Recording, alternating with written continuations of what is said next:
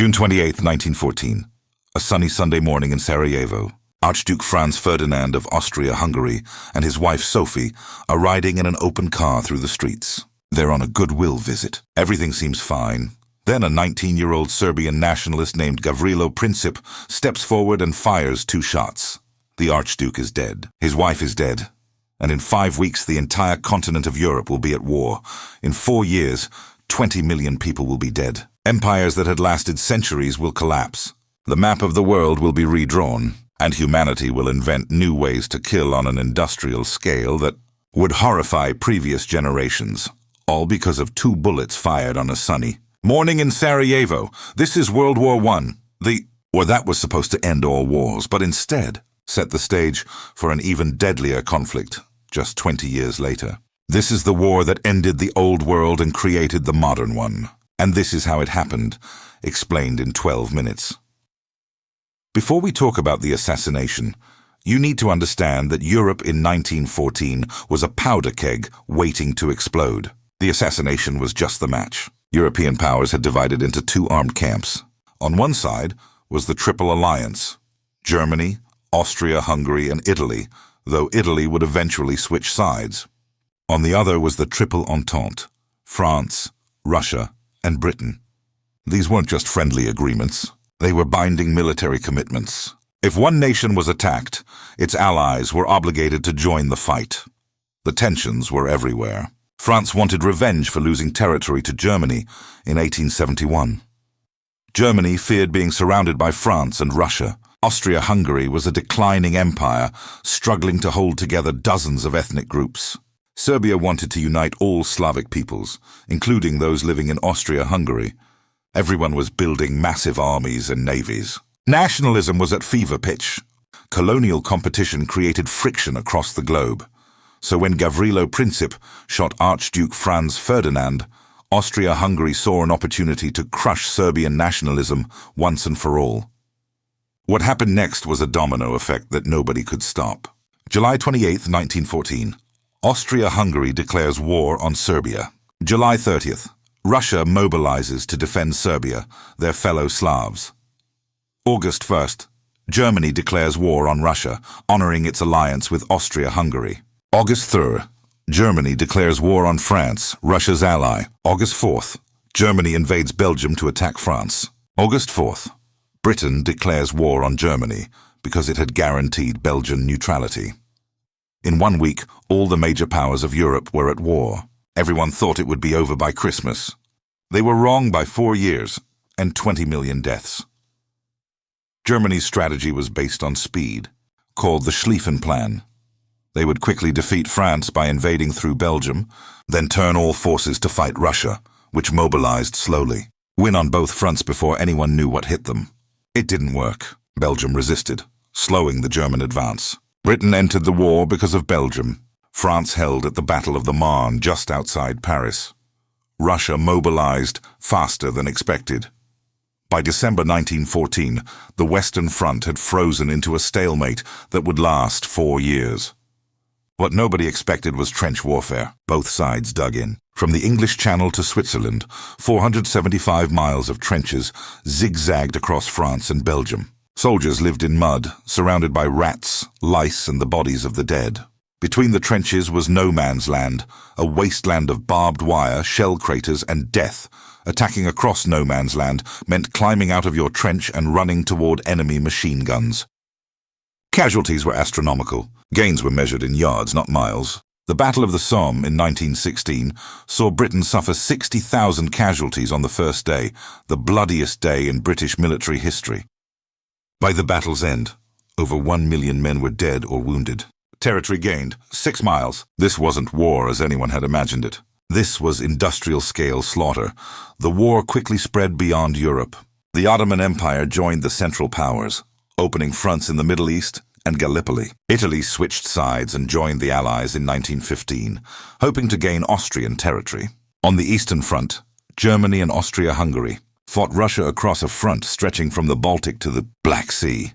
The Gallipoli campaign saw the Allies try to knock the Ottoman Empire out of the war by capturing Constantinople. It was a disaster, over 250,000 casualties, and they withdrew in failure.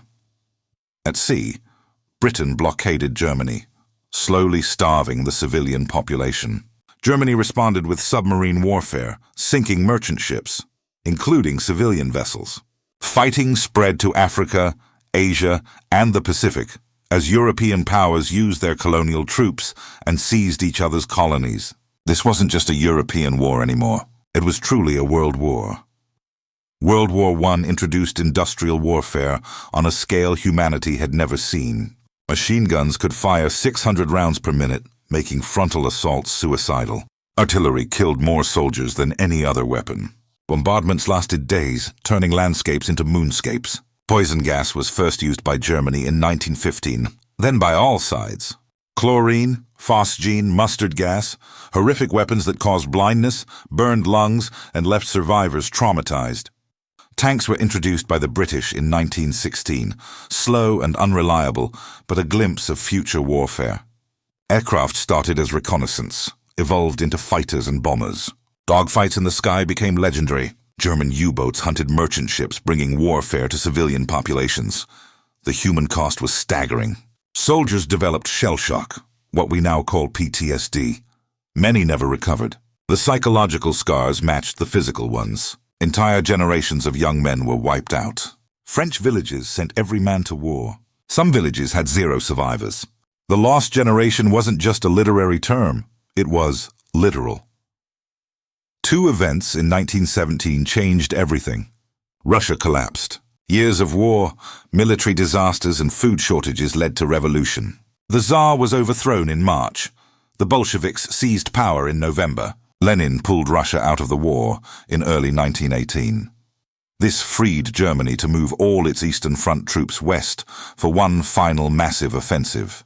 Then America entered. For 3 years, America stayed neutral, though selling supplies to the Allies. Then Germany resumed unrestricted submarine warfare, sinking American ships.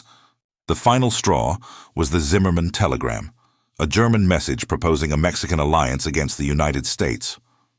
On April 6, 1917, America declared war on Germany. Fresh American troops, American industrial might, and American resources began flowing to France. Germany now faced a race. Could they win before American power tipped the scales? Spring 1918 saw Germany launch a massive offensive using troops freed from the Eastern Front. They advanced further than at any time since 1914, reaching within 75 miles of Paris, but it wasn't enough. German forces were exhausted, undersupplied, and running out of men. The offensive stalled. Summer and fall 1918 saw the Allies, now reinforced with millions of fresh American troops, counterattack. German lines collapsed. The army retreated. The end was coming. September saw Bulgaria surrender. October brought the Ottoman Empire's surrender. November saw Austria-Hungary surrender. Germany was alone, exhausted, and facing inevitable defeat. Inside Germany, the population was starving due to the British blockade. Morale collapsed. Revolution broke out. The Kaiser abdicated and fled to the Netherlands. November 11, 1918, at 11 Mar a.m., the 11th hour of the 11th day of the 11th month, the guns fell silent. After 4 years, 3 months, and 1 week, the Great War was over. The human cost was almost incomprehensible. 20 million dead, military and civilian combined. 21 million wounded. Millions more died from the Spanish flu pandemic that spread in the war's final year. An entire generation traumatized. Villages and towns empty of young men. 4 major empires collapsed. The Russian Empire became the Communist Soviet Union. The German Empire became the Weimar Republic. The Austria-Hungary Empire was divided into multiple nations. The Ottoman Empire became modern Turkey, with its territories carved into Middle Eastern states. The map was completely redrawn. New nations were created: Poland, Czechoslovakia, Yugoslavia, and others. Colonial territories were redistributed. Middle East borders were drawn by European powers, creating conflicts that persist today. The Treaty of Versailles in 1919 officially ended the war. Germany was forced to accept full blame for the war, pay massive reparations, lose territory, and accept severe military restrictions. The League of Nations was created as a forerunner to the United Nations. But the harsh terms imposed on Germany created resentment and economic hardship that would have devastating consequences. A German corporal who fought in World War I, wounded and decorated, would use this resentment to rise to power in the 1930s. His name was Adolf Hitler.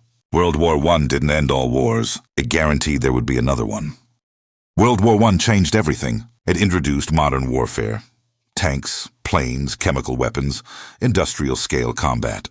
It ended monarchies, spread democracy and communism, and redrew the map. Women entered the workforce in massive numbers. Social hierarchies were challenged. Disillusionment with authority spread.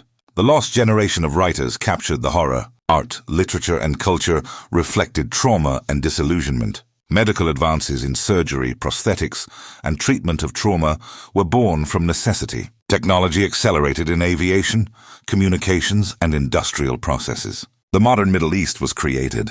The stage was set for the Cold War. American. Global power was established. The world before August 1914 was fundamentally different from the world after November 1918. The old order of empires, monarchies, and 19th century assumptions was dead. The modern era, with all its promise and peril, had begun. So let's return to where we started, June 28, 1914. Gavrilo Princip fires 2 shots. Did those bullets cause World War I? No. Europe was already a powder keg. The alliances were set. The arms race was underway. The nationalist tensions were boiling. War was probably inevitable. But those 2 bullets were the spark.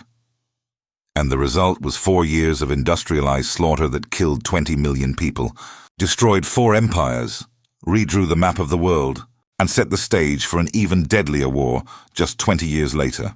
They called it the Great War. They called it the war to end all wars. They were half right. It was great in the sense of enormous, catastrophic, transformative. But end all wars. 20 years later, the world would discover just how wrong that hope was. World War I, the war that changed everything.